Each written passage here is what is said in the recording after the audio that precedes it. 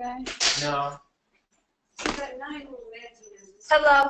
Good. There's 9 manatee faces, and then hopefully there's 8 bodies. Because there's a mystery manatee. We don't know if it's a person or not. And indeed, this is crane. In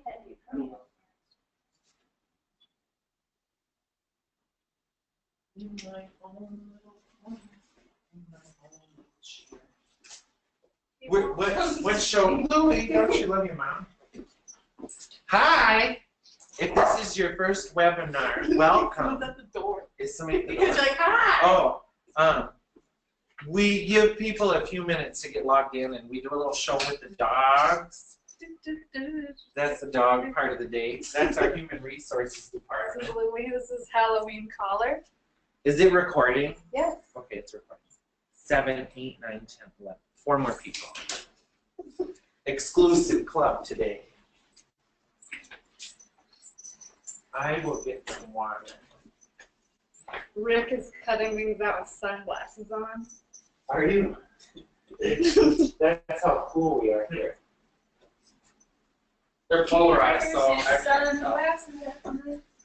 We need to change the water. You're on camera.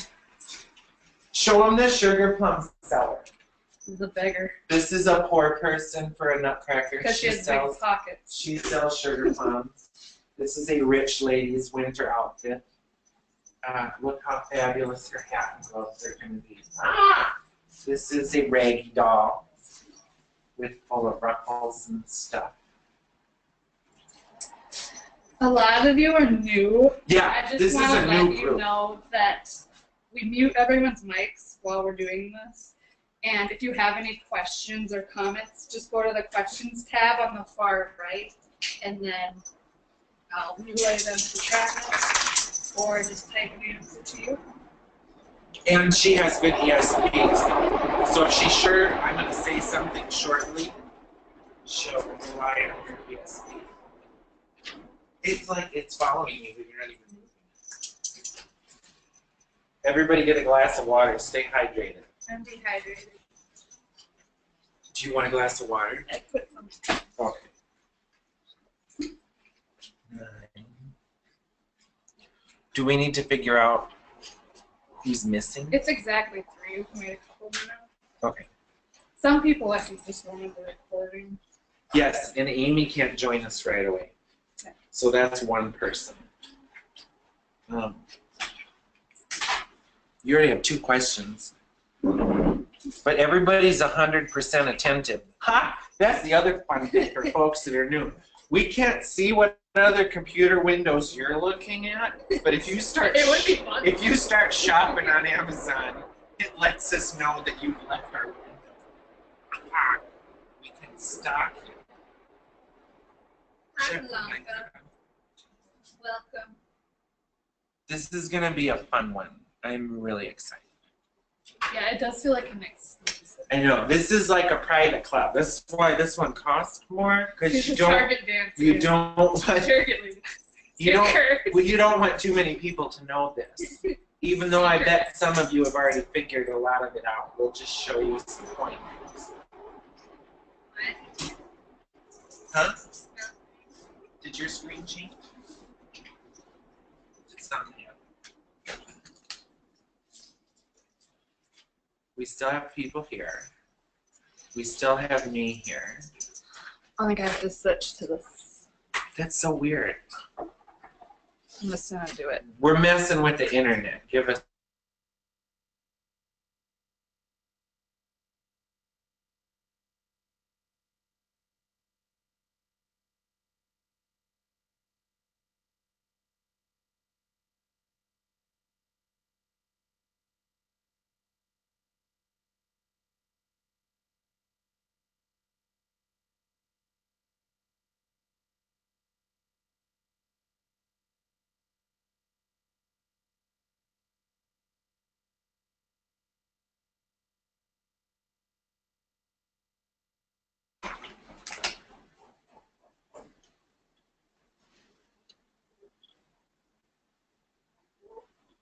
If you type, can they see that it's working?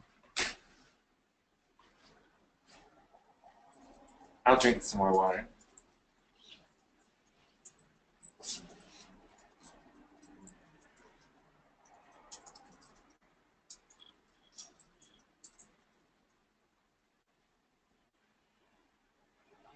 Did it freeze again? Uh-oh. What do we do?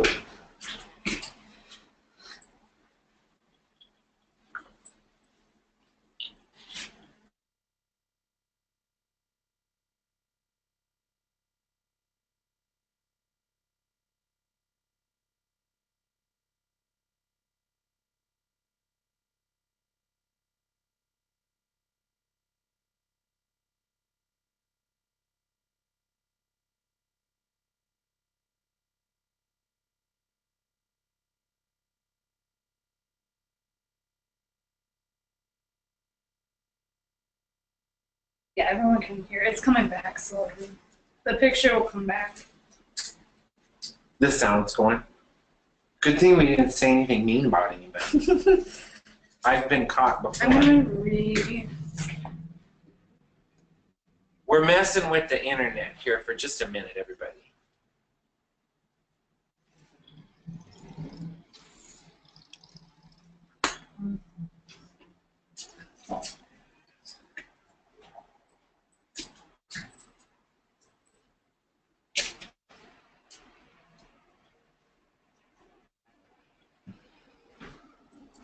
And I'm just standing here talking. Okay. There, it's back. Okay, Good. everyone, there still might be a little glitchiness while this gets going again. I just had to switch the internet connection. And you know what? Today I should take some pictures too that we can email everybody. I'll take some close-up photos of different things. I think that will be helpful to send along with everybody. And I think we'll just get going here. Oh, everybody is here. Are you guys hearing and seeing him Yeah. now? I understand there was a loss of connection, but Can you see me waving my cell phone around? yes, everyone Yes. is saying yes. Yes. So I'm going to take some close-up pictures of stuff today, and also about half of the folks here have taken patterning in person with me or patterning over the internet, or have taken the leotard classes. A lot of what makes a successful quick change costume is having kind of a grasp of the basics of patterning and how basic patterns work. But you can also adapt existing patterns to all of this stuff too. If anybody is interested in any of those other recordings, they could just let us know today or tomorrow, and we can get you hooked up with that. But let me grab the dress that we're going to be looking at today, and we're going to just do one quick exposure of it, talk about a few things, and then we're going to watch a couple videos where I'm going to describe what's actually going on. And then we are going to draft a very basic 2-costume quick change thing live, and then I will start putting the different parts of it together so that you can see the whole process. And then I'm anticipating we don't get all the way through that today. Some of it will go in tomorrow, and then we'll take tons of questions the whole time, re-look at stuff, and then tomorrow we will add a third dress to it and talk about ways to add other costumes inside of it. And we can even talk a little bit about like what to think about when you're designing for quick change, because it's not necessarily take dress A and dress B and how to make them work. There's some rules in minutia. Is that the right word? There's some minutia to it that will help make a successful quick change. So I'm going to wheel over here the one that we made for this class.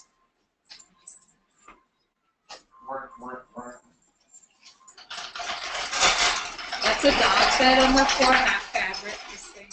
What? I said that's a dog bed on the floor, not fabric. Oh, yeah. I don't want them to think we're trash. So let's even kind of look at this one. And some of I picked some threads that don't really match so that it might be easier to see some stuff. But why don't I even show them? Should I show them tiny on my phone? What's going to happen first?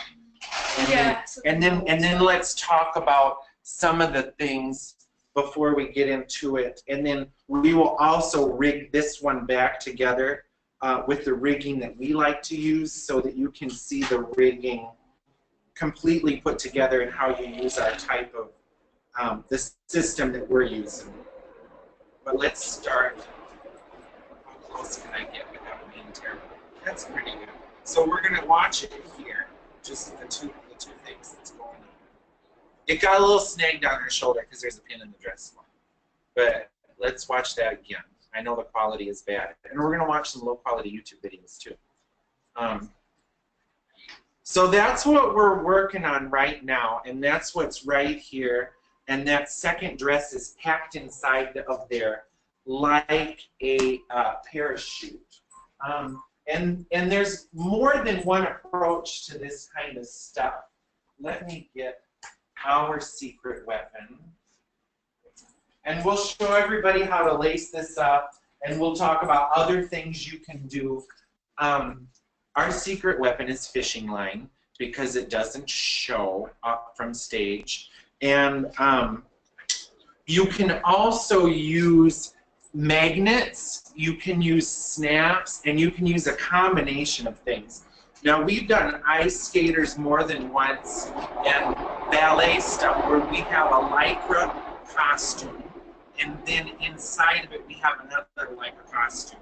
So, and the same stuff works for woven. So tomorrow we're going to talk more about like non-stretchy stuff, or how to combine lycra costume with a non-stretchy costume.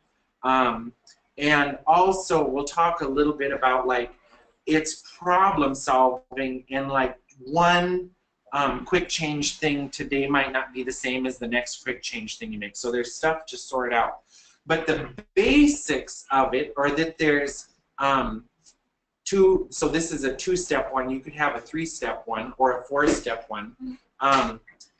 But just kind of the basic thing, the mechanics of what's going on is we have a seam, a waist seam here, which is lower than her natural waist. So our first costume has a lower waist. The second costume, the waist is higher. And if we went on to a third in this, the waist would be yet higher, higher, higher, higher. So for this type of, we call it a hinged quick change because this is going to hinge down like a door. As the waist gets higher each time, the skirt gets longer. So what's happening is the length of where my hinge is from my shoulder to where this, I put a wide zigzag, so hopefully that shows. So from my shoulder to here is how long or longer my skirt needs to be. So when this hinges downwards, the next skirt will completely cover it up. Then the next costume's skirt has to be longer than the second skirt. So hopefully that kind of makes sense. Then the other thing here is I made white buttonholes because I want them to show. What we've got here are loops that are hooked into buttonholes at the sides of this costume, at the sides of the costume, and at the shoulders of this costume. Now in Lycra, you'll make 1 or 2 of these and play with the amount of loops you want. Because even though I'm getting this little bit of pull here, if my loops matched better, we would leave probably this amount of things for stage, because when somebody's out there moving and performing, you're not going to notice the sides as much. Now, we're going to show you a ribbon and buttonhole system is what we like to use, and we'll be showing you that very close and how to sew it. Some folks use, you know, the eye side of hook and eye tape. I could draw that. Hopefully everybody knows what I mean. I'll just hold it up here. Some folks use the hook and eye tape. They use just the eye side, so you have a ribbon like that, and then rows of metal eyes. I worked a few different shows in Houston that have a few quick changes. One was Dream Girls. There's a scene where she switches from a kind of a day thing to this giant ball gown. And they had the fish line hooked through metal eyes, and there was so much resistance on the metal eyes that every night the costume would get ripped, and the girl pulling the thing would get little tiny cuts in her hand from having to pull the fishing line so hard against the metal loops. So we're using fabric buttonholes and loops because it glides a little bit better. And we're rigging it with fishing line. And this also right now, I have some safety pins hooking my first costume to the dress of my second costume. So the weight of my first costume when it falls down is going to help reveal the skirt of the second costume. Now, as we do play with this more, you'll also decide if you want to add some weights. So if your costume isn't transitioning fast enough, you can put washers in between the lining. So this is lined. You can put washers in between the lining and the fashion at the high points so that gravity and weight will help the transformation happen. And I right now have my first costume pinned to the skirt of my second costume because I want to be able to unpin it and open the skirts up and show you that. And I also want to show you that we might be adding even a lining into our skirt because we made a mesh skirt for this one. Does anybody have like any kind of like real basic question about what I just said, or we're good to move forward? Because I'm gonna show you all of this stuff. We're gonna go in depth with all of this stuff. I'm gonna tell you why I put all this busy stuff right here, because her whole skirt is jammed right here. So we're designing in a distracting way for it to not be so obvious. So I think we're gonna, yes. Would you replace the safety pins with tacks? Yeah, you eventually we're gonna put thread loops in there, kind of wide thread loops, so that when this top is hanging inside the next skirt, there's still some play, so when she's moving, the skirt isn't hammered down like a rock. Now I will say that ballet or ice skating or gymnastics or whatever quick change, if it's really athletic, you've got to know that what's going on underneath her skirt is probably going to show. And this could have a skirt on it too. You could start with the skirt. I just started with shorts because we have trains.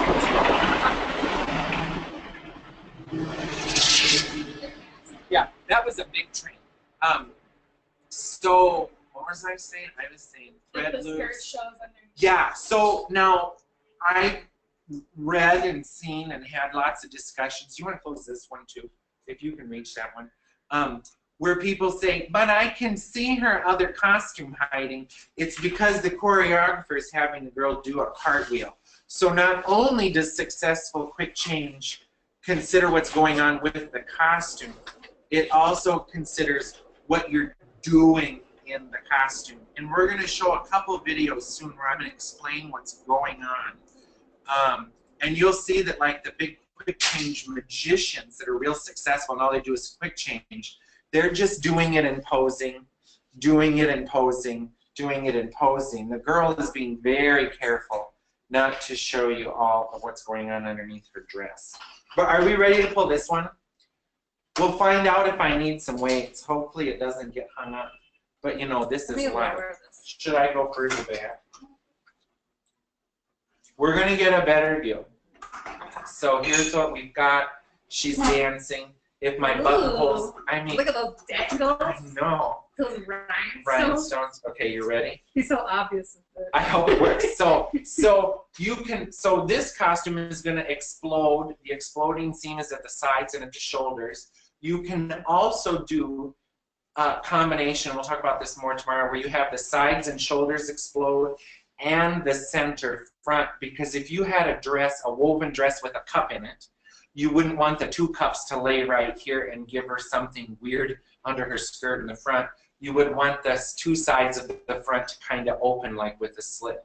But let's do this. Tell them what you're holding exactly. Like, yeah, it's hard to see. Yeah, I've got my fingers on fishing line. And the fishing line is going to both of these. Yeah, the fishing line is running from my front and back up the side and across my shoulders. And when Rick put this together, he left the fishing line, there's fishing line across the back of her neck. We left it like that until it was time to perform, right? So now the neck is cut. And the other thing that's going on, we leave the fishing line really long. There you can kind of see the shine, probably not. Then we shorten the fishing line when it's getting close to showtime. Because sometimes you got to put a girl in this all rigged up. And you don't want it to undo until it's getting closer to time. So I just shorten my fishing line. I think we're ready to pull. Are we ready? I wish I could spin her and pull. Should I pull and spin? I might screw it. The other thing that a human can do that this dress form can't do, if a woman was in this, she would pull and twirl or pull and move to help facilitate the change. Because right now, this may have built up a ton of static while it's been in our dry costume shop, and it may just stick. So, disclaimer. Are you ready? Then we'll rig it up again for tomorrow. Maybe put it a little to your side too to see this. Oh, yeah. That's kind of good right there, right? Okay, so here we go. I'm going to pull it really fast. 1, 2, 3. There we go. So now she's got this dress on, and the other dress is underneath. Oh, I didn't buckle the back neck. So the same stuff applies to a leotard as does a woven dress. So you're making costumes that fit and then dealing with it. So let's look at what's going on here. We're going to just kind of like do a preview of a bunch of stuff. Where did the fishing line go? It's magic. The fishing line went on the floor. So if I was the girl doing this, I just ditched the fishing line. And we'll show some videos where you can kind of see the fishing line. Now, fishing line doesn't show on film very well. We've done ice skaters with this where we tie a knot in the fishing line so that they can hook it with their finger. Because if you're a competition skater, you can't leave anything on the floor. So you can also get your, so I'm holding fishing line. You can hook it in so you can pull it out, and then you just keep beautiful ballerina hands or ice skating hands, and hopefully nobody noticed the fishing line. Probably nobody's going to go look on the ice and find it anyways, unless it gets caught and girls skate and kills it. But so that's up to you. Now, that's, I should say that's on your head. So now let's look at this a little bit closer. Some days are trainier than others, huh? So if we just look at it, just real basic, our overdress is busier than the next dress, and we've got this skirt just hanging out here, and same thing in the back. We've got a skirt hanging out there. So for this, I figured it works better if I flip it down so that it can kind of unroll. Instead of wadding the skirt up, we want it to kind of unroll a little bit.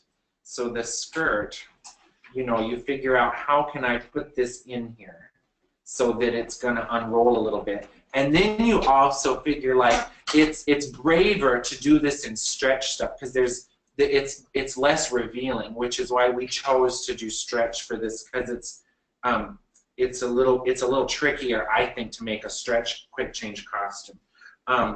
Then all this that's blowing out the side here, we're kind of origamiing up, and different ones will have a different requirement. So I'm going to kind of origami this little wing up. And where's a good place to hide it but in her bosom? So we also joke a lot of times that it's not a quick change act, it's a magic weight loss act. Breast reduction, yeah. You can call it magic breast reduction, because if you had a third or a fourth costume in here, each time her chest is going to get smaller and smaller and smaller. Now you can, and we are forced to put some of this in the back. And if you're making a three-step one, you may put some in the back for one costume, some in the front for the next costume, some in the back. We've seen lots of tragic Cinderella quick changes, because after the William Ivy Long one, every high school was doing Cinderella. And a lot of folks just roll it up and stick it around her waist like a tire. And so you want to think about how can you distribute some of that to other places. I'm going to just keep Do you talking. want to show those videos? Yeah, let's show those. First, you should talk about the hemlines and stuff. Yeah, we're going to show a couple videos, and then we're going to come back to this. But another thing I want you to think about, too, is, right, and we're going to just be talking about this for 2 days. We've got fishing line running through here, right, hidden, in loops, which we're going to show you. Another thing you can do is if you've got a lot of skirt to manage, you can put loops in your skirt, and you can hook the skirt into the shoulder with your fishing line to keep the skirt from sliding down, so that when the fishing line pulls from her shoulder, it also lets a section of skirt go. So we're going to watch a couple movies. You can get it. And then I'm going to talk about them. I think you should talk first because this might be loud. Yeah, so I'm not even going to... The things they should be watching for, like so the neck. We'll do the America's Got Talent one first. Yeah. So Rachel's going to pull up a video. If it works. If it works. Hopefully it'll show on your screen, because we're going to try to share our screen. If not, we can send everybody the link to watch it later.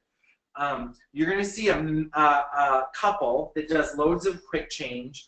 And the first thing you're going to look for is how heavy set the sweet young lady is. And you're going to also see, oh, it's that one.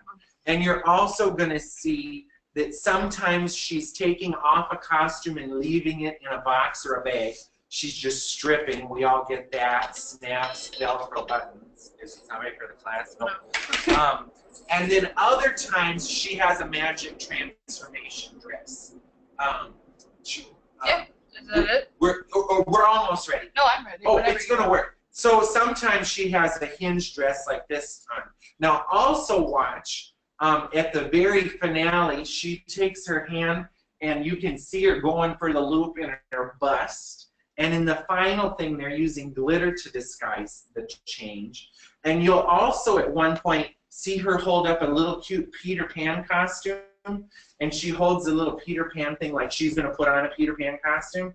She's not putting on a Peter Pan costume. It's already on. She's just taking something off. So it's a lot to think about. And the other thing to watch is when she has dresses that seem like they're hinging, the waist of her dress is actually going up every single time. And the hem of her dress is getting longer and longer and longer. And the reason that's offset and that we offset that is you don't want all the seams to be happening in the same place or she will just have a tire. So let's watch the breast reduction end. Here we go. And this is low resolution on our computers. So it's just low. Yeah, it's a terrible video, but it's the best one there is. So she's amazingly enough taking off a robe. Magic. Where does the robe go? In that giant glittery bag. Not a whole lot of magic. Now, she's hooked her fishing line loop into that box, so her red dress falls off. Spoilers, people would shoot me. Here's the Peter Pan thing. She's not putting that on. It's really slow. I think we might just show it on the camera. Oh, Like, okay. see, it's all Oh, crazy. yeah. Let's pause it. We're going to start it again and try to make it go better. Effect, you know? So you want to just hold the webcam cam? I need to take it off this. We're going to make this work better. Okay. You know, technical fun. Let's go back to the beginning. Did it sound like you could still hear me? Yep. Yeah, oh good. Rachel's going to just show you what's on our screen. And I'll send you guys these links too. That mic is in the way. Should I hold it closer? This shows. You want to hold it closer. If I give you.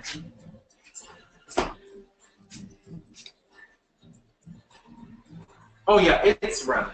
So right, nothing magic about that. Should I tip the screen up a little bit? Wow, they're so shocked. David Hasselhoff. So right, she's not putting that on. She's taking off a striped costume. But look, the waist is pretty darn low, and that skirt's pretty darn short. Now she's rigged up the sides and the back, and her helper, he pulls the string. Voila, shorter waist, longer skirt. So she's still got the green thing on. I yell. Am I too loud? Should I talk normal? Yeah, but he's so passionate. I'm so passionate. Who cares? It's in a bag. Those aren't the impressive ones.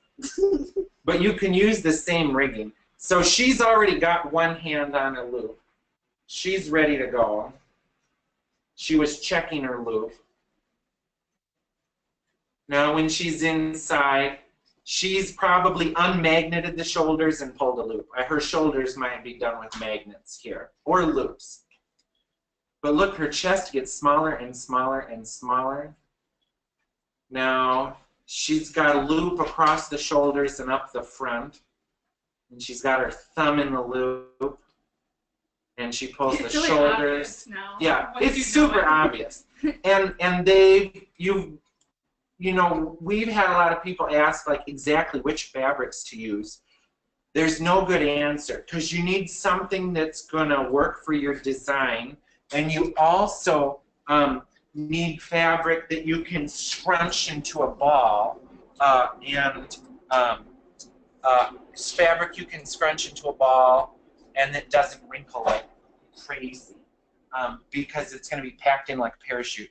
Now, if you do good origami packing, you can get it flatter. Now we're going to watch the Cinderella Quick Change, and I had the fun of working on a tour of this when the show first opened, when they were workshopping it.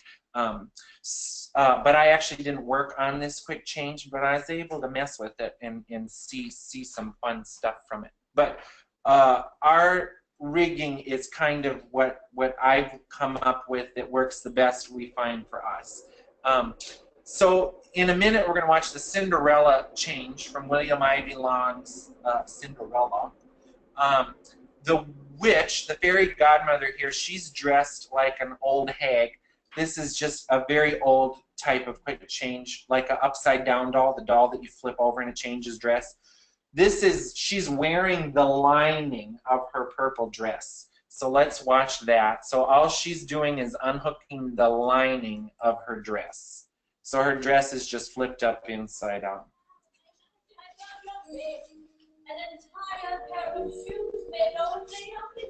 Is it too loud? I like to hear the story. You'd have to be a fairy godmother. Oh, our internet's just terrible. It's... Oh, you know what? It's because I moved it. Oh. It's me. I moved where it was at. Did it happen? No. That was me. Let's just find it. Oh my gosh, she has a ticket for the ball.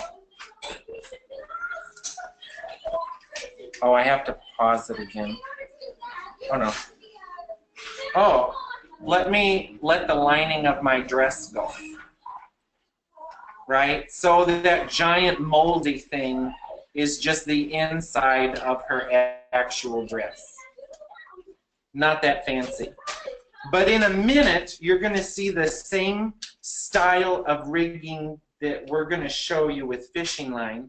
And what's going to happen is Cinderella is going to go from a bodice with a bonnet and a peasant's skirt into a white ball gown with the tiara. And the neatest thing I found from this was that they made her tiara on a hinge so that her tiara flips up and her hair is all done in pretty magic. It's on a spring. And she actually even has a hoop in her second dress, and the hoop is twisted up underneath. The hoop is like twisted like one of those wind screen sun things into her apron. So it's more seams that have to explode, but it's still exploding seams. So Cinderella is going to undo her sleeves and her bodice, and her bodice is what's holding her green apron together. And it's really obvious. They didn't try to hide it. You can see her pull all sorts of stuff. But nothing goes away. All of this stays under Cinderella's final dress. she looked to check where her loops are, bodice, sleeves, and hat. And you can even see the bodice takes a while to hide. So let's watch that one more time. Because it's magic. I love magic. Watch, she's a good actress. She's looking, she's feeling for her strings. Yeah, Rachel could do it. She looks, there's my strings. So the underarm of her sleeve is rigged too. So her whole sleeve can fall off. Magic. And off they go to the ball. One more. It's magic. Woo! Okay. So that's it. Does anybody have any questions? That's it. Have fun. We will, how do I shrink this? Just hit escape. And then go back to this one. So we're ready to go back to the steps of making something like this. And it's funny, we run into this with some of our other classes. People who've never sewn take a class, or people who've never done a certain type of costume take a class, and then all of a sudden it's something they offer on their business web pages. This one is going to take some futzing with to get good at. Sound like you're going to sweat. No, you thought I was going to say some other F word. Some fuss. Some futzing with. Is this too in the view? No. Does anybody have questions about like kind of the basics of the hinged dress? And we're going to show you the rigging a little bit closer, and then I'm going to just talk you through how I pattern a basic one, and then tomorrow we're going to look at we're going to look at more patterning tomorrow, because that's what's going to help you make these a success. They're ready. Okay. Should we look at the seams of this first, or just? I think so. Let's look more at this sucker and talk about what's going on. I have one question. Yes, yes, yes.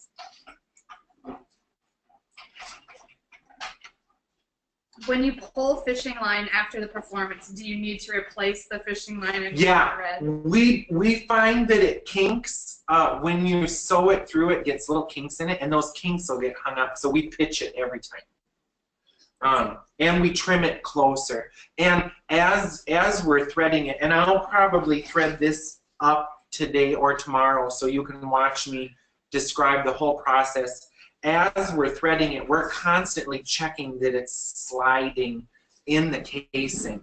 Now, if this was for a girl who has to change into a quick change thing, you've got to have it rigged on the dress form to a way where she can either slide it on or where you can put an invisible zipper or two. So you might, if this wasn't a stretch garment, you might have an invisible zipper in the back and get the front safety pinned. We'll be using safety pins to show you some of this tomorrow. You might get it started with safety pins, get the person in it, and then finish the rigging. And it's definitely not something to do unless you have time to mess with it and for them to mess with it. We've done stuff where the girls get it and they're, you know, skilled magicians, or where they go out and pull a string like a dead frog and then it doesn't look so magical. Dead frog? Yeah, some of those skater girls were like dead frogs. They're not in this class. They're not in this class. Question, yeah. Have you ever used magnets? You can use magnets. You could, like on this, if this was going to be a heavy performance, you can use magnets and a combination of fishing line, or you can do the same type of seams and just stitch pockets for all the magnets.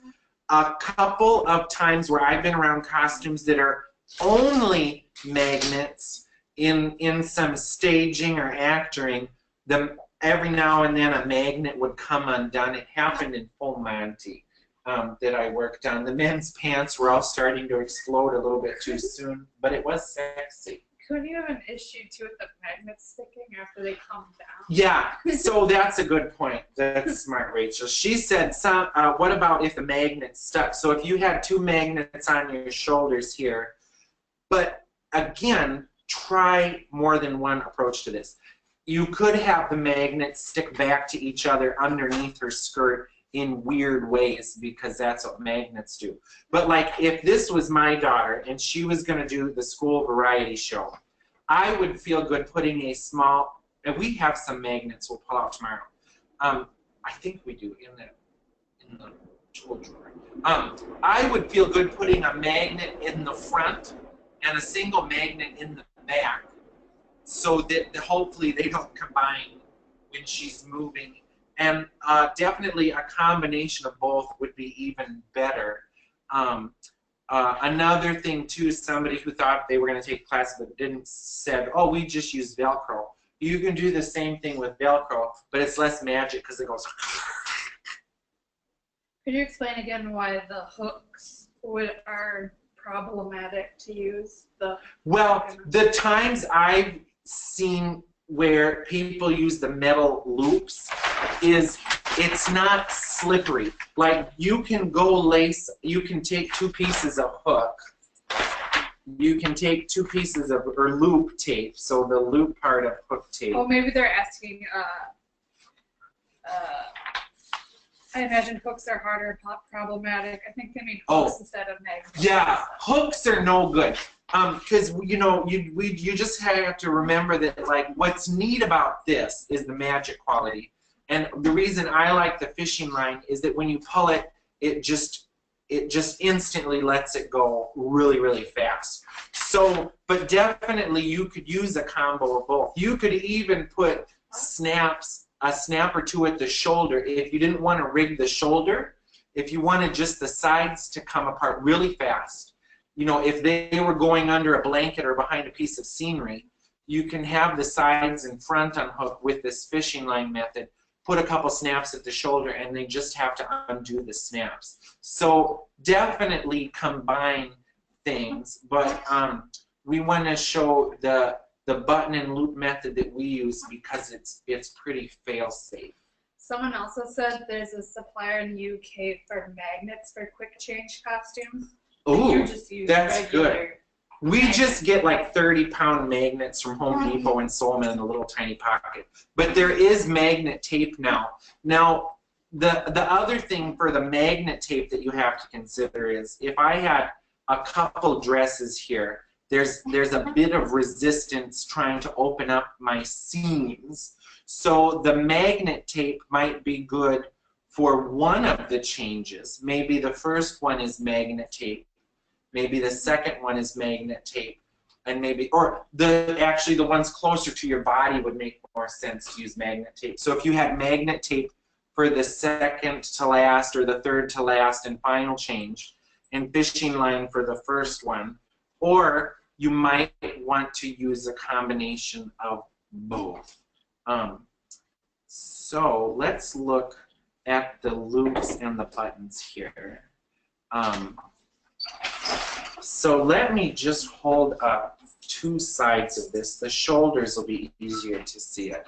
So what we've got on one side, so the other thing when we're patterning this, the front pieces, or whichever seams you decide, because you're the engineer and the designer for something like this, I don't add extra seam allowance to the sides of the garment that I'm saying are the frontmost for the audience, what the audience sees more. So the underside, so the back of my shoulder, is going beyond my stitching line. So if this were sewn together at the shoulder, the buttonholes would be my stitching line. But I have fabric in front of it. You could even put more fabric in front of it, so that when you loop it together, your stitching line is meeting, but I've got my front overlapping the back. And I did these bar tacks in thread that don't match, so you can see that I've tacked my loops. And we're going to show you the loops too. So what this is loops that match the buttonholes. And later I will show you how we thread this together. Our fishing line goes out a buttonhole, through a loop, and back into a buttonhole. And I like this for me because the styles that I've seen where there's loops coming from both directions, usually it's more obvious at the seams that it's a rigged seam. Whereas if you have loops on one side, there's less, it's a little more hidden to go from loops to buttonholes than loops to loops. You have a little bit of real estate where you can disguise the fabric that's going on underneath. Okay, so, and this is sheer mesh, and I may even decide to put a thin layer of lining or another layer of mesh between my first costume and my second costume skirt to further disguise, because right now you can kind of see my first costume underneath there. But I wouldn't put another layer that's as full as this. I might put a layer that just fits between the two so that we're not adding tons and tons and tons of bulk when we're packing this into her chest and back. Yeah? So we're going to make a simpler version of this in stretch. Start to finish. Some of the elves might do a little of the sewing at night. But let's get to work on the table, huh? It's time. Let's get to work. Should I turn this way? That's good. No, we don't need that side. And as I work, I'm going to be telling you why I'm making the choices I'm making, and then we will take questions the whole time along. Let me get out a ruler and this. So you can just go buy pattern from the fabric store or use patterns you've already got to accomplish the same kind of thing. Should I do one that starts with shorts or one that starts with the skirt to a skirt? Let's do skirt to a skirt. So the one that we pulled earlier is shorts to a skirt. We'll do one that's a skirt to a skirt because that's different and more fun. More fun. So I don't need my shorts. But I'm going to start with just a leotard that fits the dress form. So I just have one of our leotard blocks here. And this fits the dress form, who for today is our girl. But there's already some good information on this sucker. There is a waist. There's our waist. And we have side seams, so we're going to do one that also explodes at the sides and at the shoulders. Okay, so we're going to just slowly draft this together. Rick and Liddy are cutting out fun stuff. It's just killing me not to go see what they've got. Does this get netting to the blue? No, just cut those rectangles out. You look so good in your sunglasses. Okay. So here's the magic of television. I already traced one of these out. Look at that. I thought I had to trace this out. I already have one. So I'm going to look at my pattern pieces, and I'm just starting with something that fits my dress form. So whether this was like a 1940s woven dress or a leotard, it's the same approach. And the first thing that I'm going to do, actually, would you see if there's any sharp colored pencils? Colored pencil, Rachel's trap. Colored pencil might not show up on this, but it might. What are you doing? I'm going to just draw on brown paper. But we want to plot out more, we want to plot out a couple different things on our piece of paper. Are there any in there? I've got green. Maybe red. That's good. That's perfect. Thank you. So it's handy if you kind of treat one pattern as your map for the whole thing. So I am going to right away, the natural waist on this, I'm going to write that this is my skirt 2. So where this black line is on here, that's going to be my second skirt. And I know that to have it not be so bulky, I want my first skirt to be lower on her body. So I'm going to come down a guesstimate. I'm going to come down like 1.5 inches. You can have them closer or further apart. But I'm just making something simple. So my skirt 1 is going to be lower than my skirt 2, so that when this is all folded up, I don't have a whole bunch of seams happening in the same place on my garment. Now, just to make life easier, because this is television here, I'm going to use my leotard pattern, and I'm going to get rid of the princess seam in here. So I'm going to just chop up my pattern a little bit and get rid of. So I'm just overlapping and moving some darts around to get rid of that seam. I have the little spray adhesive on my finger and it's stuck to everything.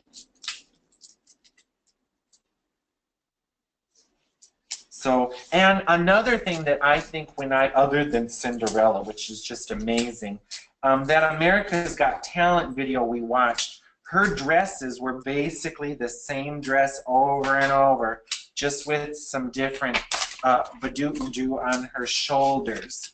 And the reason that she's got crap on her shoulders is they're packing stuff into her bust and her shoulders. So by putting a little bit of distraction there, it's helping hide what's going on. So now we've got 2 skirt places marked, skirt 1 and skirt 2.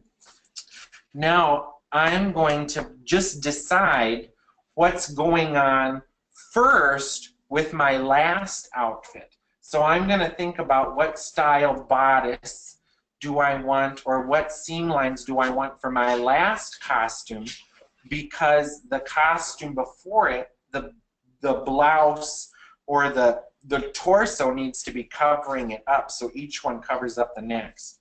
So I am going to just do very similar to what's on the dress form here today.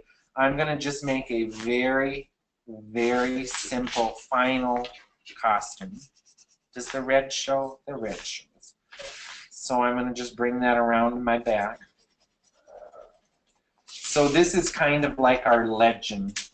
We're going to put more info on this piece of paper than we think. So this is going to eventually become my final cut. I'm going to put nude mesh at the top with some lycra, a skirt, and a panty. So that's going to be my final costume for this. Then, now I can decide what I want for my first costume. It's got to be the costume worn before the final one. Really, the only rule is that the waist, or where the skirt is longer, and that the neck is higher. So if we wanted to, we could even make for the costume before this, we could make 2 skinny straps that we'll do with magnets, just so we've got something different. So I'm going to make a strap. My first one, the green doesn't show. So my first one, I'm going to do a strap. So costume with a strap, and then costume with just a very simple front. And we've got the same nude mesh showing both times. So even when her strap is done up, she's got nude mesh underneath it. And another thing that I found, you should also, we'll find the link for the Katy Perry costume quick changes. It's the same couple from America's Got Talent that made all the Katy Perry's. They keep often, they don't always, but they'll have one single layer of nude mesh up in the chest, because what's nice is if you have a violent fishing line, you want a little bit of fabric where you're dragging fishing line across your body, so that you don't cut yourself open. But this one will do with a combination of magnets and fishing line. So now I'm going to just put my shoulder seam together and figure out what's happening with my costume, the first costume removed. And I'm going to make the back of this pretty darn long. So the same mesh is going to show both times. Is anybody totally lost? Questions about that much? So this is kind of my legend. This is showing me what two things are going on here. Okay. The red is one costume. This is my red costume's waist. Then the black line, this is its waist. And the same panty will be underneath all of them. Huh? Good. I must just be so good at explaining this. So now we need to make our patterns for both of these. This is our ladies' leotard body block. And I generally, when we have this class, and we will, if anybody's interested in getting this stuff from us, let us know. But you can use any pattern to make the same kind of magic. I'm going to eventually add 3/8 of an inch so I can put elastic in her leg holes.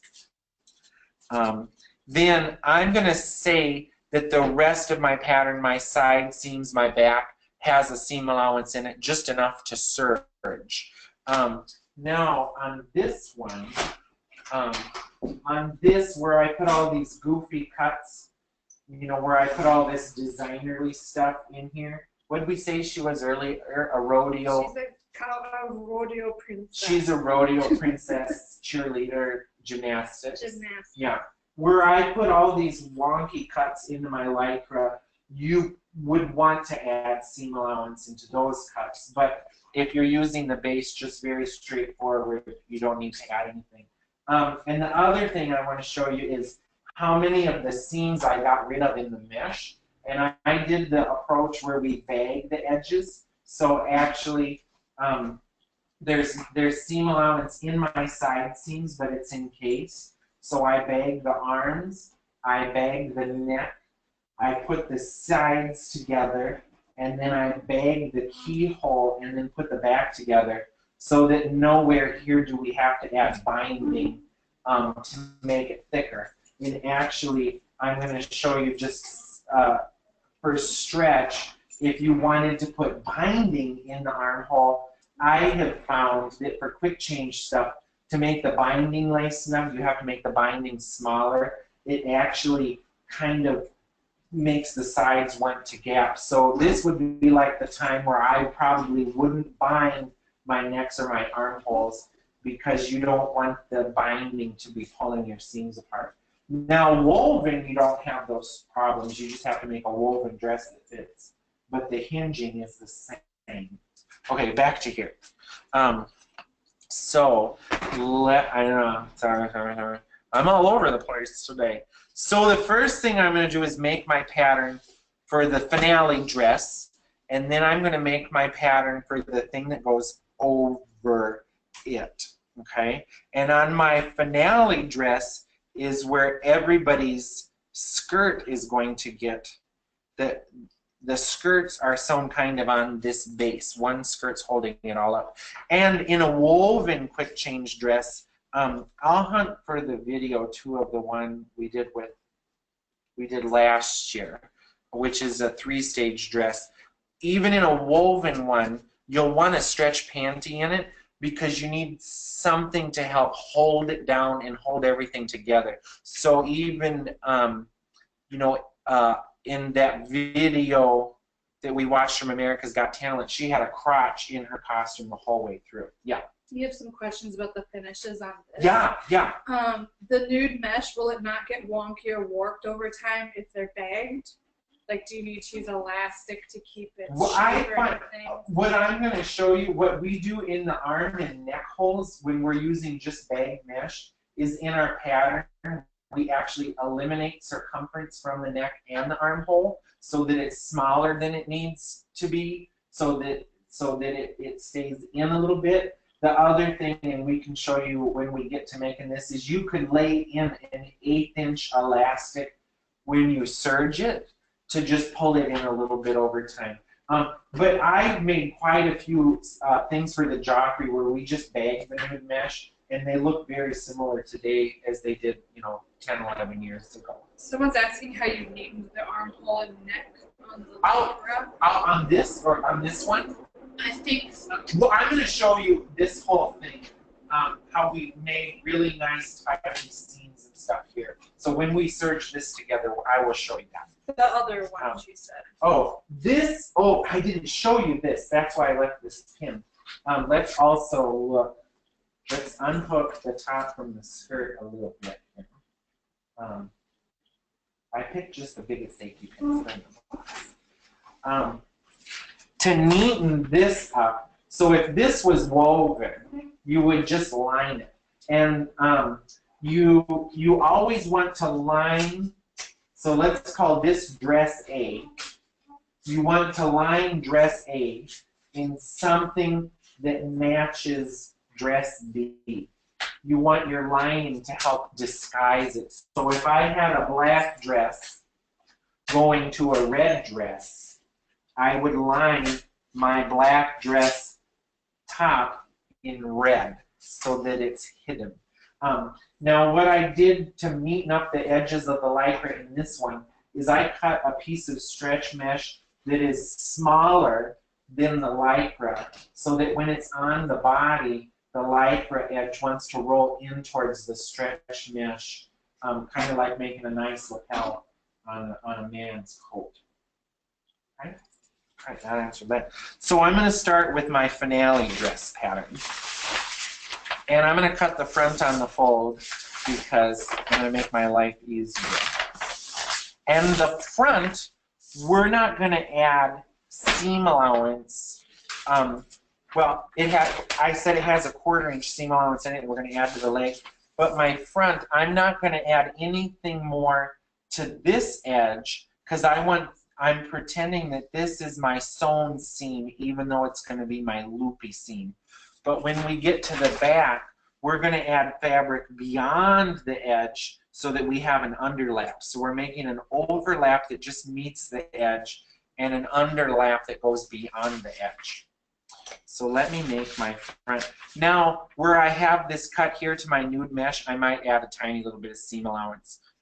So let's make our front of the finale dress first. So I'm going to just use my tracing wheel. You can definitely clean this up more than I did. I just drew some arbitrary. Actually, you know what? The nude mesh thing will be more clearer if I make this lower. Is that going to be confusing if I draw another line on here? It might be. Just do it. I'm going to just do this one. Yeah, this works. This works. I have to consult. Okay, so there's my front. So this is our finale dress. And we're going to also trace off what's going to be nude mesh. Now I have nude mesh going way into her armhole here, right, and way up to her neck. Since the dress before it, we're going to make a magnet shoulder, I might get rid of a little bit of the nude mesh. So I'm going to narrow the neck of my nude mesh a little bit.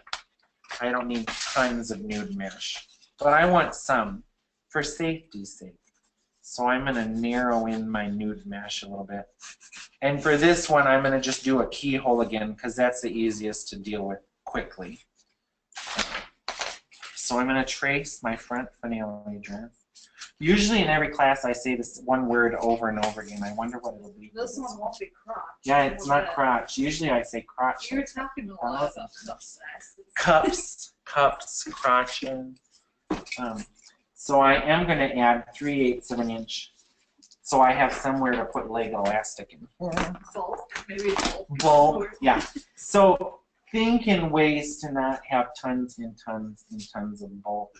And think about, too, when you're designing this stuff, contrast will make a successful quick change, too. If you have a pink short dress that goes to a pink medium dress, what's the point, right? Think about contrast. I'm also, we're going to get rid of some of the seams in the mesh so that we don't have so many seams, and I'll show you how I'm going to do that too. And I'm also going to give myself a notch so that I have something to line my mesh up a little bit. And I've marked both skirts on here because the whole time we're working on this, I get really confused and I want to know where my skirts are hanging from. So this, I'm going to cut this out.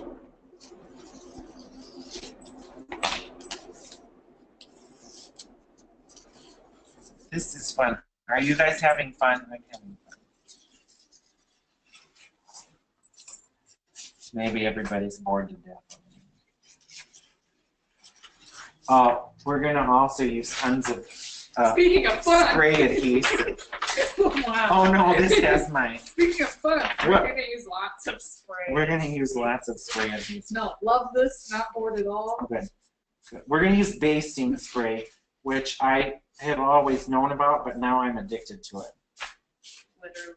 Really, I am. So I've marked my 2 skirts and my notches, because this is kind of a puzzle.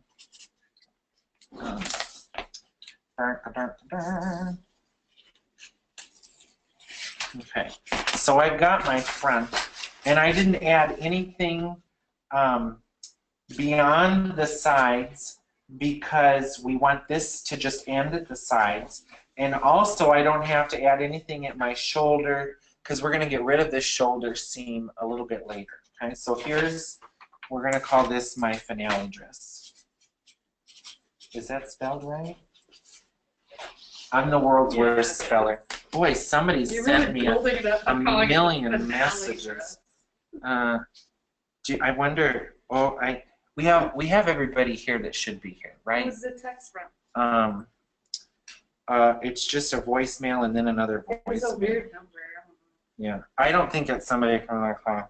If it is, well, is somebody called? You know what? The same person called 3 times in a row. Is it a visual voicemail? Oh yeah, let me. Hang on, we just want to make sure we're not missing somebody in the class. It says hello. Yeah. Oh, it's only 4 seconds long. Let's check the other one. Sorry. It's a guy. It's a guy. It's a real person. How do I get out of that? It sounded like a robot. Do you think this is Bob? No. It's Brenda. I signed up for your quick change for a little bit more. Call it. Brenda, are you She's in here? here. You're here. Oh, good. Is it that? I Brenda? missed your call. Did you call me? Let Rachel know you're good to go. There's a Brenda. Yeah. Here. She messaged me before the class too, and I messaged her. I think this is it. I signed up for this a little bit less than an hour away. I was trying to find an email. Yeah, you're good. Brenda, tell Rachel that you called me so we know you're good. You have a question? Is it Brenda? No, Oh. it's Blanca. Okay, yes. Did you add 3/8 inch to the panty? I did. I added 3/8 inch just at the leg, because that's where I know we're gonna need some. Brenda says she's good. Oh, she good. did call you, and she's been watching. Okay, I panicked. Okay, so there's that. We're gonna put the front of the finale dress away. Now we're gonna deal a little bit with the back of the finale dress, which has our mesh. So I'm gonna trace off my back of my finale dress. Will it fit? We go through like 100 yards of paper a week. Don't want to waste any paper Oh, there. I do all the time. It's gonna fit. It fits. So now I'm gonna trace off that, and I'm also gonna add 3/8 to my leg hole. Let's see. I wonder, do we have Australians today? Are there Australians? You can visit Where a are little people bit. from? Amy's here now. Amy! Louie misses you. I'm tracing my mesh piece. Hi, Louie. My mesh piece, my mesh piece. We have an Australian. Oh, Woohoo. I'm in Australia, but I'm a Kiwi. Oh, New Zealand. It's good I knew that. We just talked about that today. Yeah, why were we talking about New Zealand?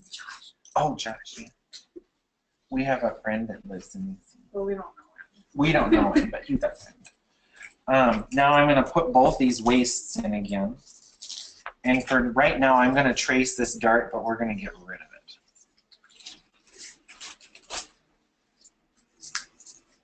Okay. I want to put my notches in. I will cut this out, and then it will be a little clearer. Now, this is our finale dress, so we also don't need to worry about adding anything at this side seam or shoulders for rigging. So the finale dress is just the finished dress. So I'm going to cut this out, and we're going to edit down this pattern to make it simpler too, because I find, oh, merciful heavens. I don't know, it might be me that I smell. No, it's Louie. Louie has a little Rick offered disruption. me the respirator. Oh, funny. From my table. So I'm cutting my mesh out. No, Are we I'm, commenting something else? yeah, I keep catching my underarm in the video. It's Oh, I think very it was a wet. hard smell. No. Okay, so now I've got my finale back out, and I'm going to cut my nude mesh off, and I'm going to cut out my dart, and I'm going to mark my waist. Once we have more pieces done, we'll lay it all together. So this is my skirt 2, my skirt 1. I added at the hem, at the leg for a leg elastic. Now let's actually simplify this whole pattern, because if we get rid of the side seam or the dart or something, it will start with a smoother thing underneath and have less seams. So we're gonna eliminate some seams. So I'm gonna get rid of some seams in my finale dress. So I'm going to tape my side seams together. And I'm going to tape my dart together. Now, before we get any further, whatever color this panty is, so this, we're going to say this is color A. This is going to be color A. My first skirt that we see needs to match my panty. So I'm going to just kind of start plotting out where my colors go also. And my first skirt is going to be on this lower seam. So now I have some decisions to make.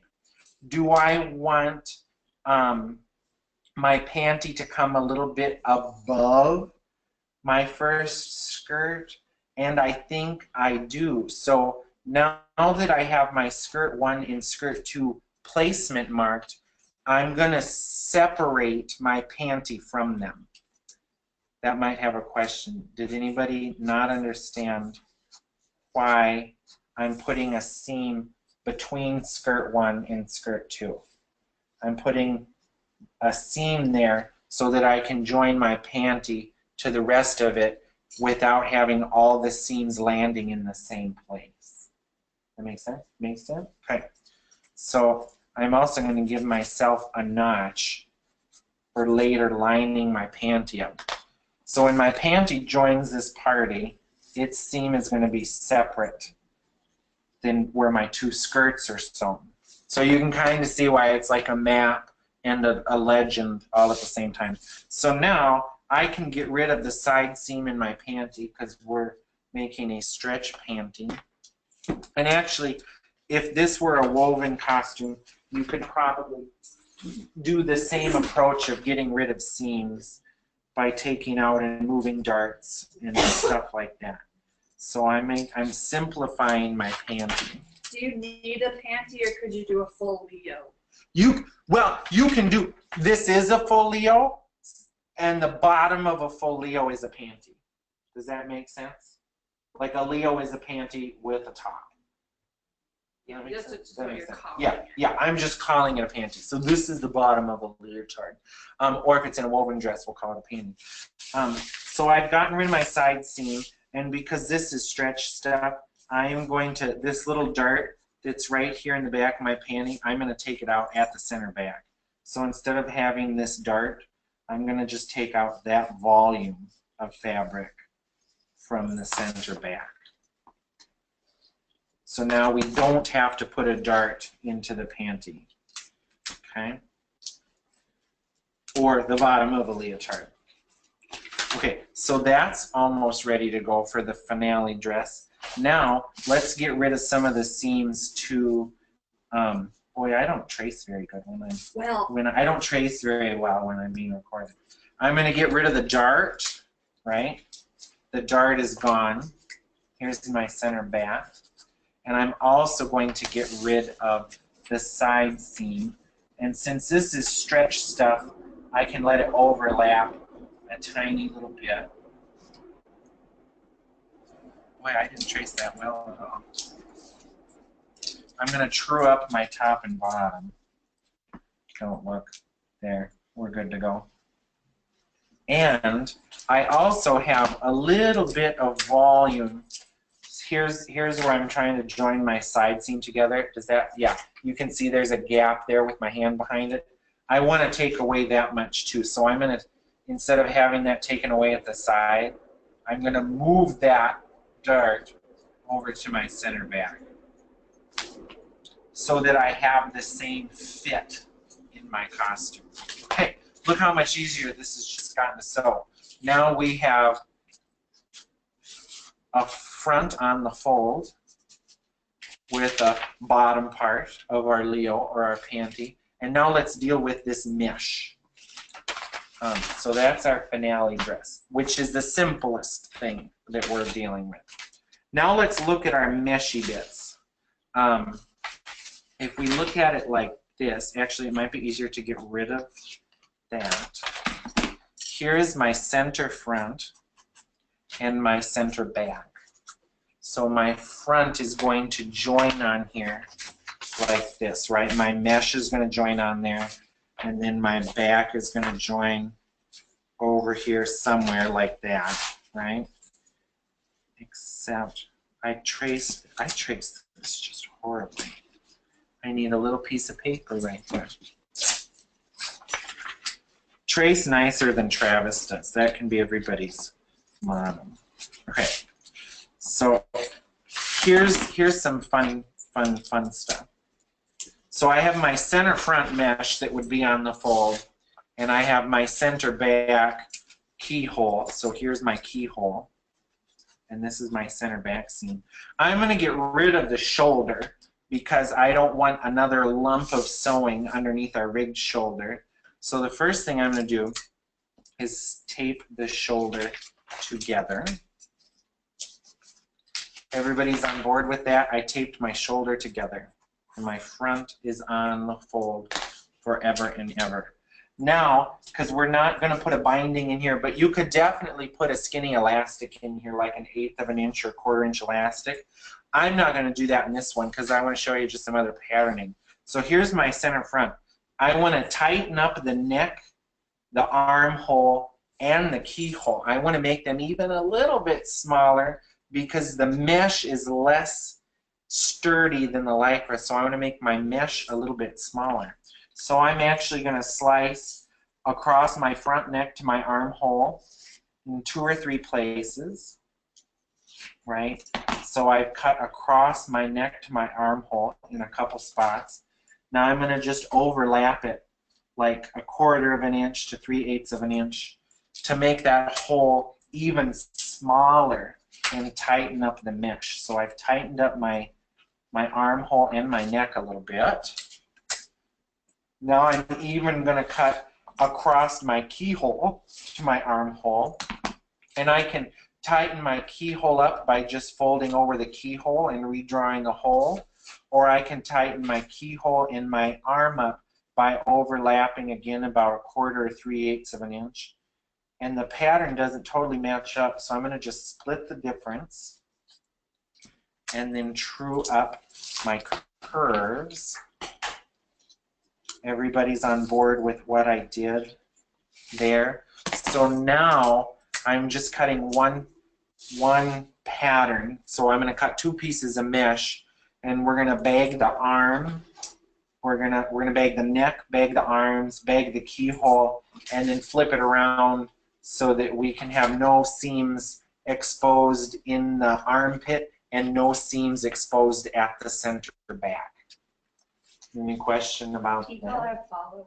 People are following. Okay, so now we have the finale pattern pieces are all done. The finale, it's the only way I can keep track of this. So we're going to put that away for a minute. Now we're going to deal with the first dress, dress number 1, which no longer needs the panty, right? Because the panty or the trunk, Panini. the panini is in the finale dress. Rick looked up and I said panini. Panini, are you hungry? There's still donuts back there. Yeah. Oh, panini. So now the info I have on here is this bottom one actually is my first skirt, and this top line is my second skirt. And I've got a seam going across here. So my first top is going to join all the way down onto my trunk, at least to where skirt 1 is. Does that make sense? I think that makes sense. Yep. So my first top is going to go all the way down to skirt 1 is where it's going to join the panty. Okay? Okay. Okay. Okay. And if you don't have to put the camera back, it's our first top is what joins to the final panty. So, and I also, for down the line, I just want to remember that later on I split this other seam up here. Okay. So now let's deal with the first costume that we see. So it's going to join to the lower line on the panty. So I'm going to just cut off the panty, right? I don't need that, and I don't need that. Right, I keep just bringing this panty back. So the first top that we see is going to join to the panty. The front will join, the back will join, and they will hinge down. So they're going to hinge on the panty. Okay. Louis got some serious treats today. Did he have too many treats? So the whole time you're working on this, just keep like figuring out like this is where this is going to fold. Where what else is going on in this area? You just kind of like always keep thinking about it. So now we can get rid of what we don't need on the first costume. So we don't need the mesh, what's left in mesh, because our first costume, remember, is going to be just these straps. Like a wrestler's dress. Or what is it? A singlet. There we go. Wrestlers don't wear dresses. Like a singlet. So now, when I get to this point, I start thinking about this is a line where a skirt is going to be sewn, but my hinge is also happening here. So we're joining a couple things together into this spot. And what's different between this one and the one that we showed you earlier is the original one just had a trunk, right? So we didn't add a skirt in. But to this one, we are going to be adding a skirt to it that is folded down. Does that make sense? We're going to sew the skirt upwards so that it hangs down over the panty and we hide the seam.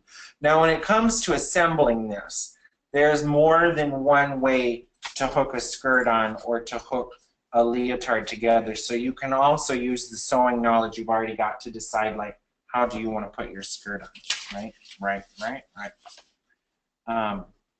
So let's make the first dress. Let's do what we need to do to the first dress's pattern. And that is that the front, this is going to be where we're going to hook loops, right? Where this will be loops on this side.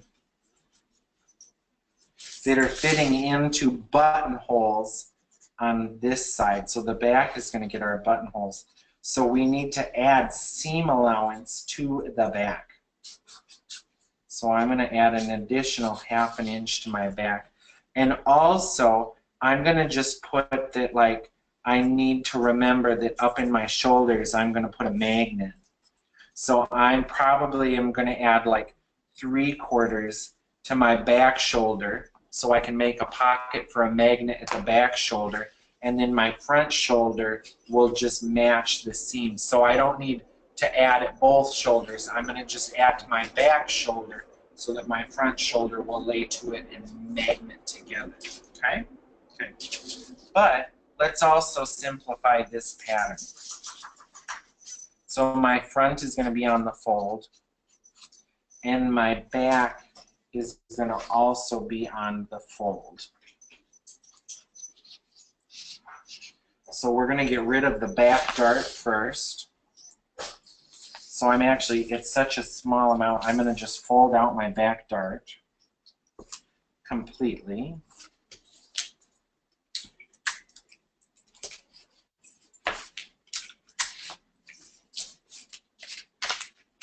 Just smash it down.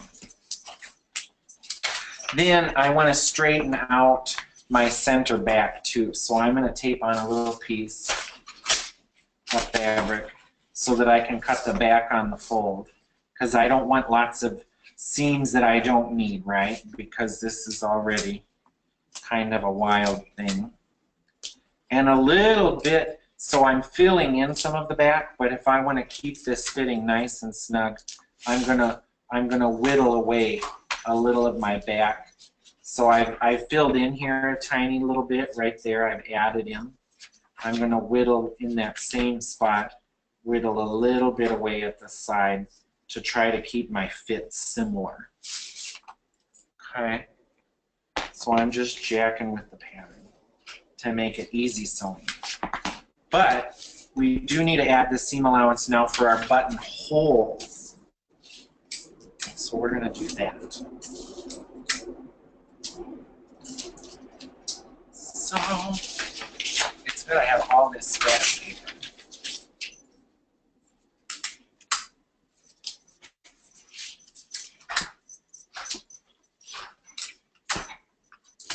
Whoop, whoop, whoop.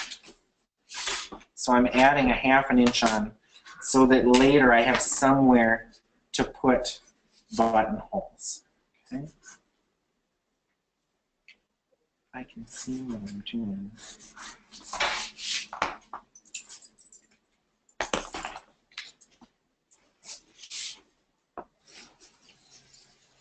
And I'm going to add 3/4 of an inch of my shoulder because this one we're going to stick some very powerful magnets together. We did a crown with magnets last year. Do you remember that? It's been a long time. What? The crown for Houston's Nutcracker was magnets, so he could break it in two. Are you taking my picture? No, I'll take a picture of Rick to send it to Rick. Send it to Thomas. I only sent Thomas really embarrassing. Really embarrassing stuff. That's true.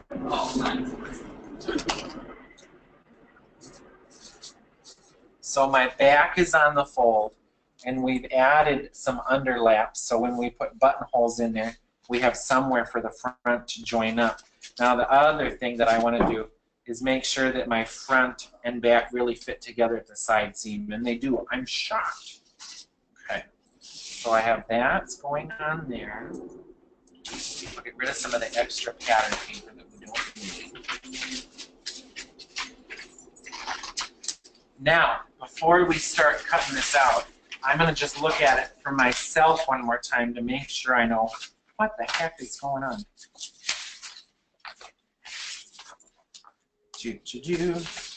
So we have our finale costume, which is that stuff, mesh, lycra, lycra.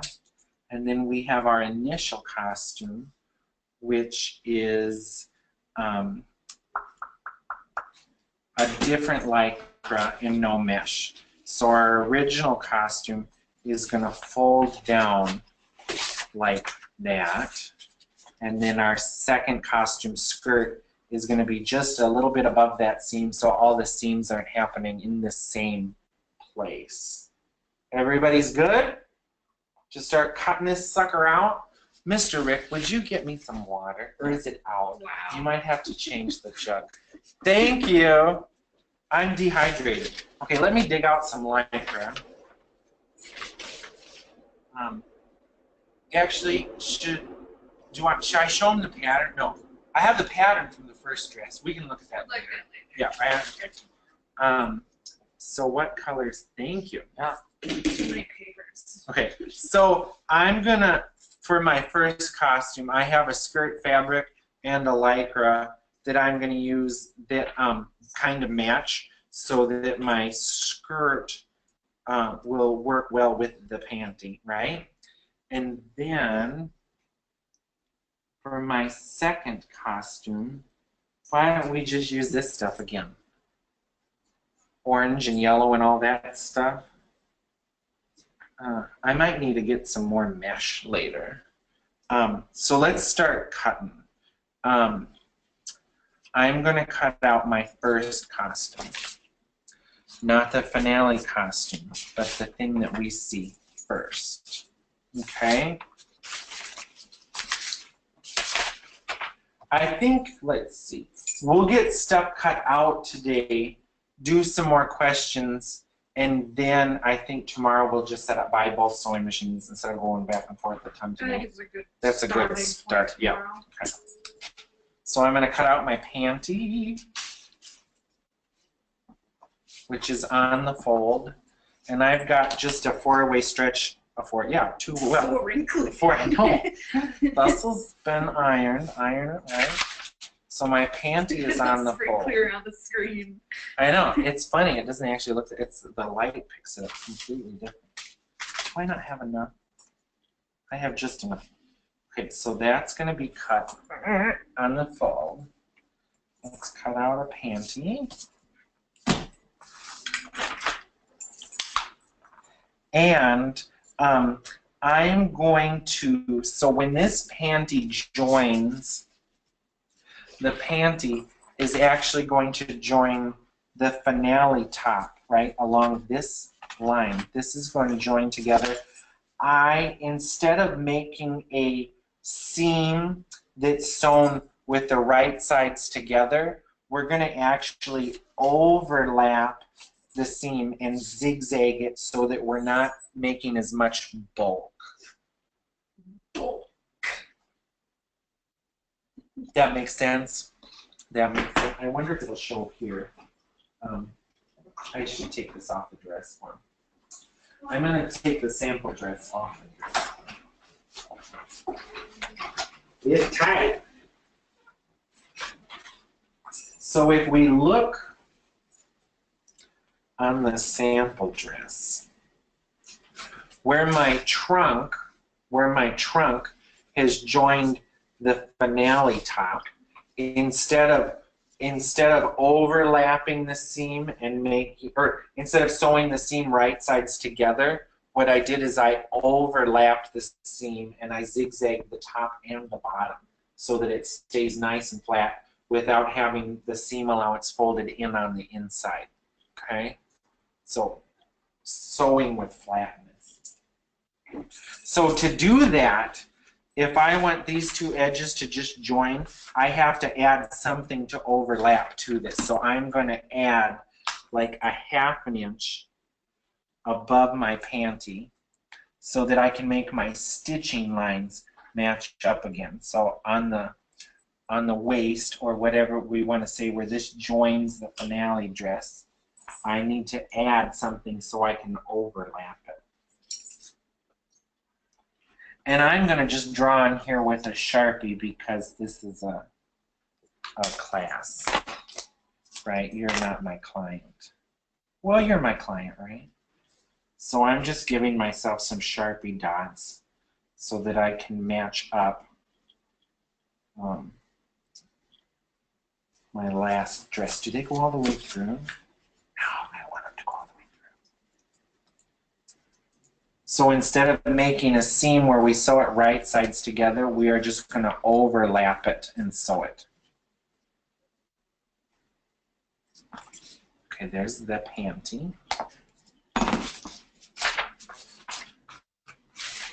And definitely, since this is a puzzle, I like to keep the pieces with the pattern. And we're starting with that same color. So it's the panty of all of our dresses, but it's the same color as our first dress. It's going to be pink. So now I'm going to cut my front on the fold. And then I'm going to cut my back on the fold. And I'm not going to add really any seam allowance to this, like an 8. There's already seam allowance in there, but I'm just going a smidge outside my paper. So this is definitely where playing with patterns and having some pattern experience will definitely help you along in your quick change costuming, knowing just kind of how patterns work. We're not even going to mark where the buttonholes and loops and stuff go on here until we get further along. So I've got my front, which is going to hinge. And now I'm going to cut my back. Someone said that's seriously good rotary cutting. If I went that fast, I'd lose 3 fingers. Really? Oh, just practice. I've seen some good rotary cutting. And some bad. Oh no! I mean that's what I meant. When I say good, I mean whacked off a finger. I've seen some real, what's this extreme? Some real treacherous stuff.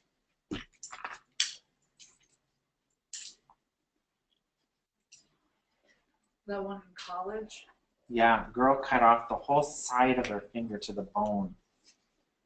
We just took her to the hospital. Grow back? She cut like all the meat off. No, she had a weird scar kind of forever. Okay, so there's that.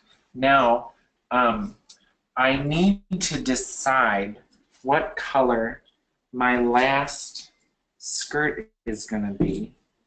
Do you see the stretch? I'm going to get some more mesh. I get it, I know it's at. I'm looking in my mesh box. Oh, should we use something glitzy for the last one? Yes. It's a good time to get a drink of water. Let me just bring this. And this. I should have thought this through quicker. I should have picked my fabrics out. But I didn't know for sure what we were going to do. Okay. So now, I want to line the top of my first dress with something that more matches my second dress. And it looks like we have yellow. How about the second dress will be yellow and then with yellow snaky stuff again. Okay, that's what we're going to do. I'm moving. Clear out. Unless there's something. This goes good with yellow, right? Let's use this. Why not? What was that even from? Is a sample of fabrics? From class. New York stuff. Okay. So now this is some good thoughting. So if this, let's say I'm going to make my last top, my finale top, out of this pink with yellow, right? And let's say that I'm going to make a skirt for my finale top that is pink and yellow skirt.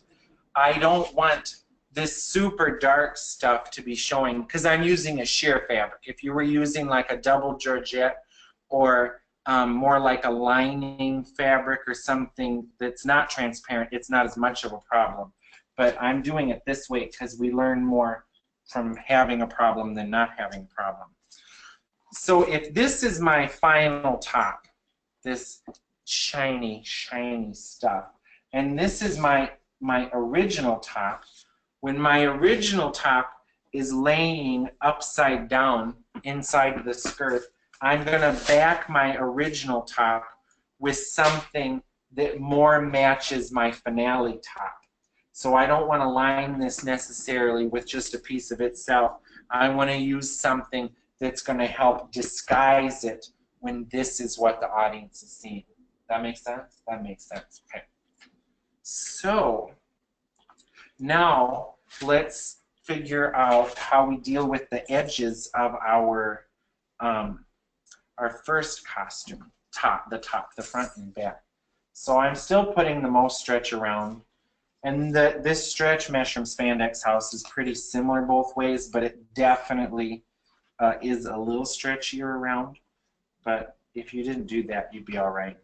Now, to make the edge kind of roll from the front to the back a little bit, I'm going to cut this a tiny bit smaller than the Lycra, so that when I bag my edges together later, the Lycra will want to roll over just a smidge instead of risking seeing all this yellow stuff. So I'm going to fold this in half, and I'm actually going to just take away a little bit from the front. So I'm making my yellow a little bit narrower. See how I've let my Lycra go just a tiny bit off?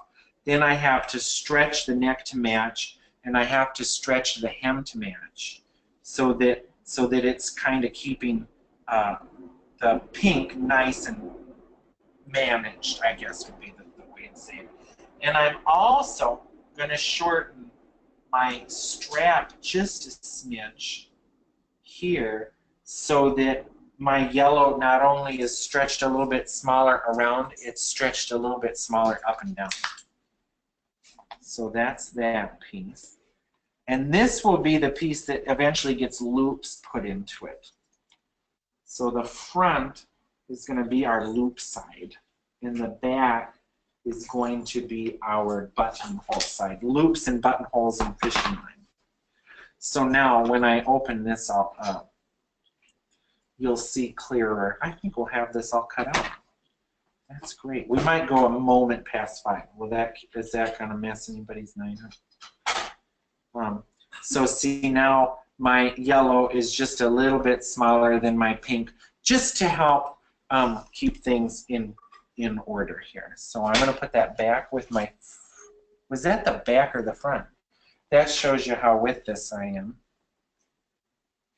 How funny is that? That's my back. Is that my back? You guys, I'm really doing good here. I lied. I said we just cut the front out. We just cut the back out. Hopefully no refunds. That's my back that I cut out. But I'm going to do the same thing with the front. I want both my linings, my mesh linings of my back and front, to be a little bit smaller. So now let's cut out the front linings. So just like I did in the back, I'm going to make my lining smaller.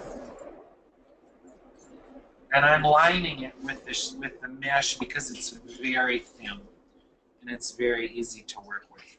Now if we were making a woven quick change costume, you would just want to pick a very thin, like polyester lining.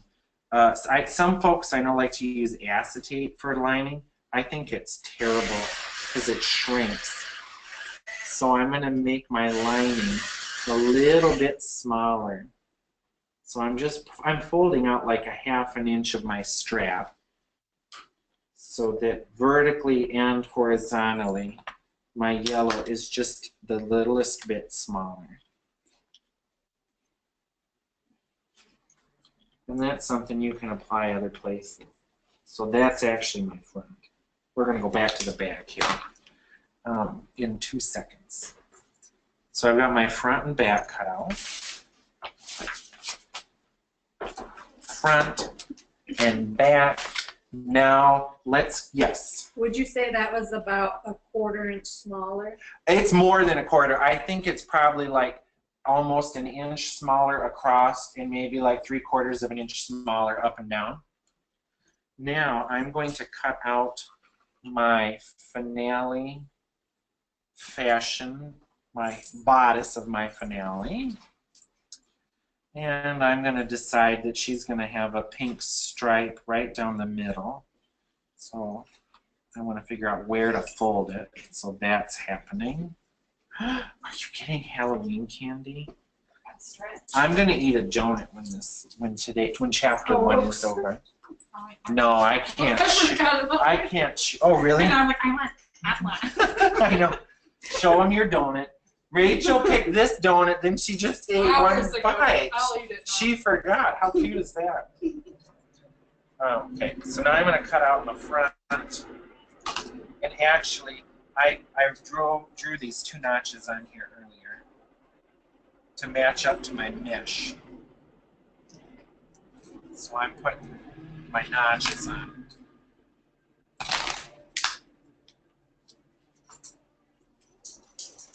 Usually in every class I just say, just do a better job than I'm doing, and you're going to be fine.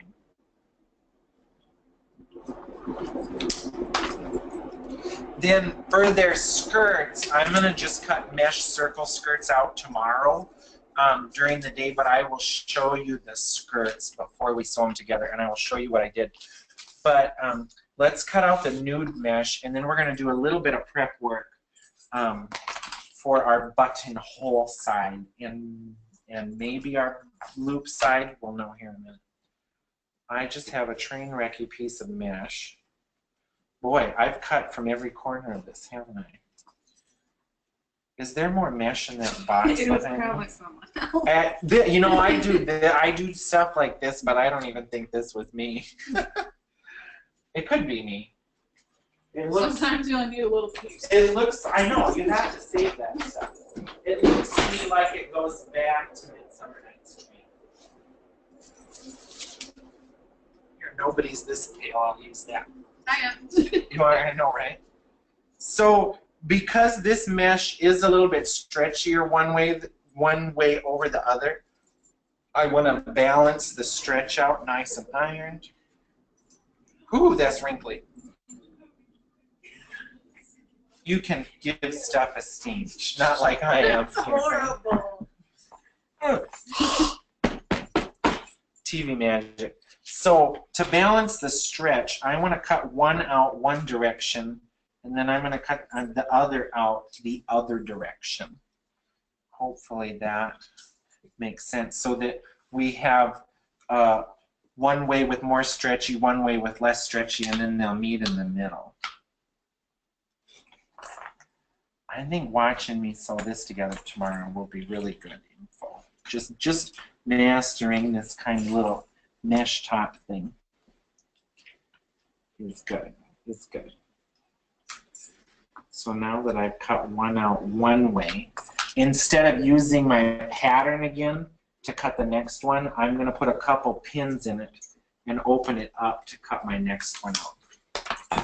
Because if I cut it from the pattern 2 times, it's never going to match, right? So now that I've cut one that way, I'm going to cut one. Oh, it's so wrinkly. That Travis, he just uses wrinkled fabric. So now you have to figure out what the heck you're looking at. It's actually easy to see because of the wrinkles? Oh, good. We chose this on purpose. Do I have it? Oh, good, there's pins. So now, even though you can't see what's going on with the grain of this, I can. You kind of can. So I know that my neck, armholes, and keyhole are going to get bagged. So I want to pin this in a logical way so that I can serge it without having to pull the pins out. So I'm thinking I'm going to bag my neck and my armholes and my keyholes. So I'm going to put pins by the areas that I want to serge first when we get to serging.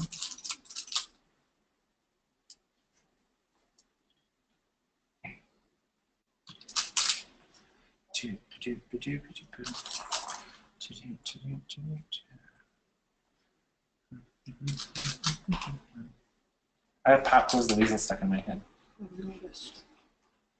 I'm surprised I'm not like chanting Christmas music yet. Usually by this time of year I'm just... Next week. Next week. We'll start playing Christmas, right? Or is it too soon? It'll be after Halloween. No, I wait till after Halloween. I know. But you've got it planned, right? You're ready to go. Yeah, you know, when we make tutu panties, we do this the same. We just cut one layer of it out and then use it as our pattern instead of cutting it twice and then hoping it lines up later. because you're going to have to lay it together anyways and pin it. So if you can save a little bit of time, save a little bit of time. See, it's like philosophy. No, it's Zen. Tell me more. Tell me more. Okay, so our mesh is cut out. We can put that away. Because it won't look, it's almost cut out. It won't look like anything till tomorrow. But let's do a tiny bit of prep work for our sewing tomorrow. The first thing we are going to do is on the part of this operation that is going to get the buttonholes, right? We want to interface it, even though we don't really have stretch interfacing.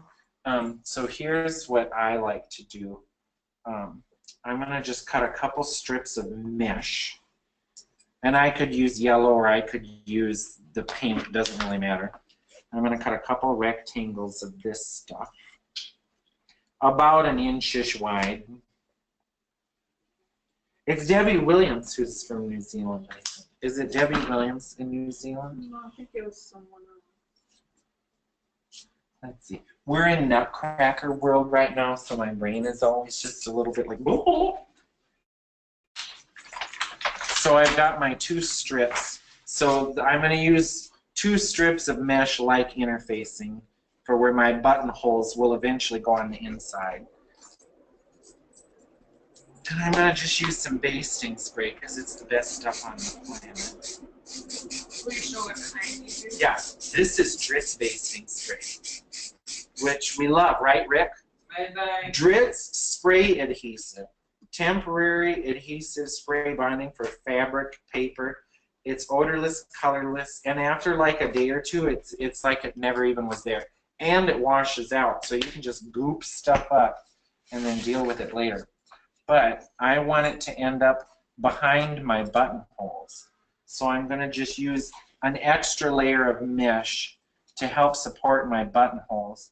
And if I spray adhesive it on here right now, it'll eventually, when we're sewing tomorrow, get caught into the seam allowance with the serger. It's great. You can peel it up and stick it back down. And it's stretchy, so we just made a little bit of stretchy interfacing to deal with our supporting our buttonholes so that they have a little bit of rigidity. And then we're going to spray adhesive one more thing and then take a couple questions and pick up tomorrow where we left off.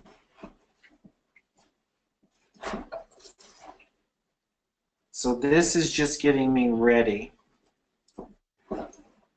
And I'm trying to go around the curve without like making puckers or really like overstretching anything. I just want it to lay nice and flat. So then tomorrow we're going to start with the right sides together of this. And that little piece is just going to stay in there behind our buttonholes forever. If we want, you can put a little tiny zigzag to hold this loose edge down, but once the buttonholes are put in, it's not going to move.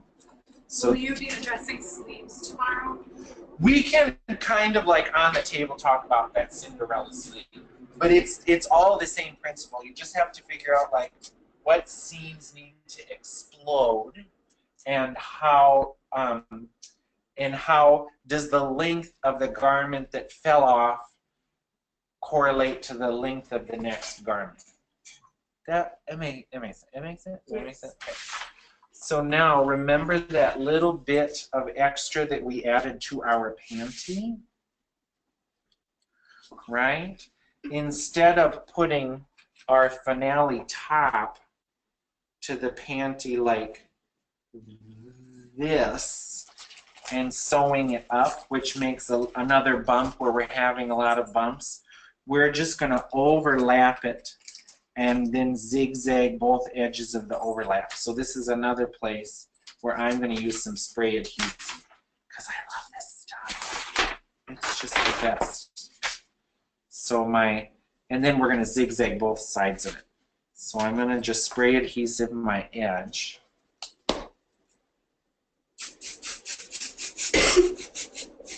So much easier than pins.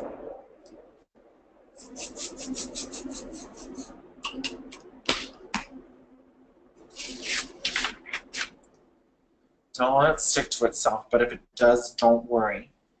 Okay. So now, I'm going to just, that little bit that we decided to overlap this seam, I'm going to just start overlapping it. So I'm going to go from the back and work my way to the front. And I have a couple little notches here too that hidden amongst my Sharpie dots I'm trying to line up. Does the spray adhesive ever create watermarks or stains? I haven't found that it does. No. And then Rick says no. Rick says no. He uses it on a lot of stuff. And it rinses out. And tomorrow, when we start putting all these little loops on, you'll see that I'm going to like use paper to shield parts of what I want and spray adhesive stuff so I get it just exactly in the little area where I need it. But I've made these with no spray adhesive at all, but now I don't think I could do it without stretch or non-stretch fabric.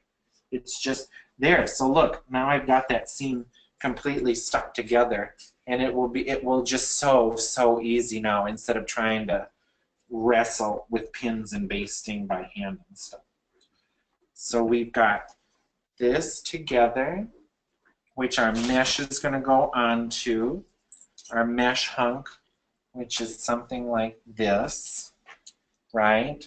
And then this is going to have, we're going to make a yellow and pink skirt to hang off of that. I should use the other pink, it's better.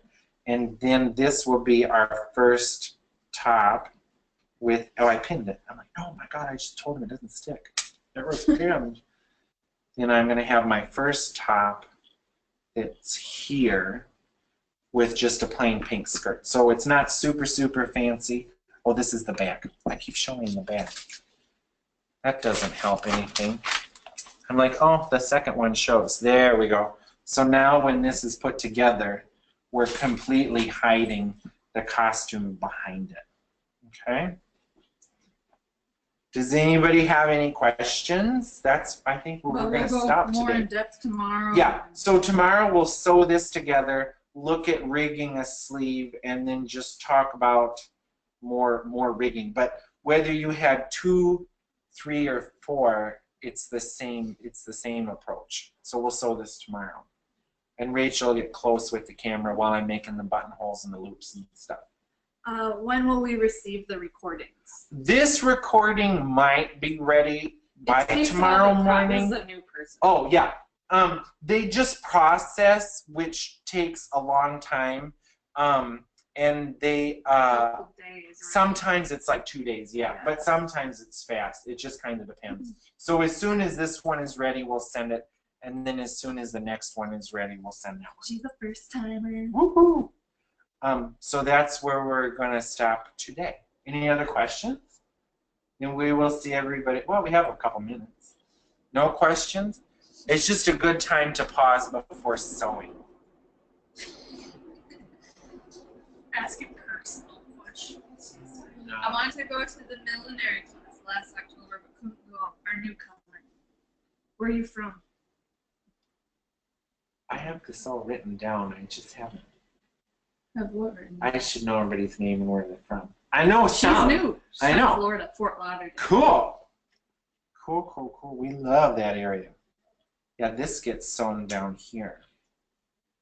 And it still covers that up. Great.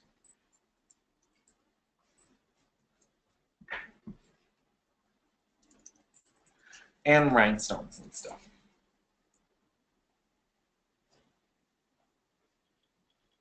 That's it. All right, everybody. Thank you. We will see you tomorrow. That's a thumbs up. It looked angry.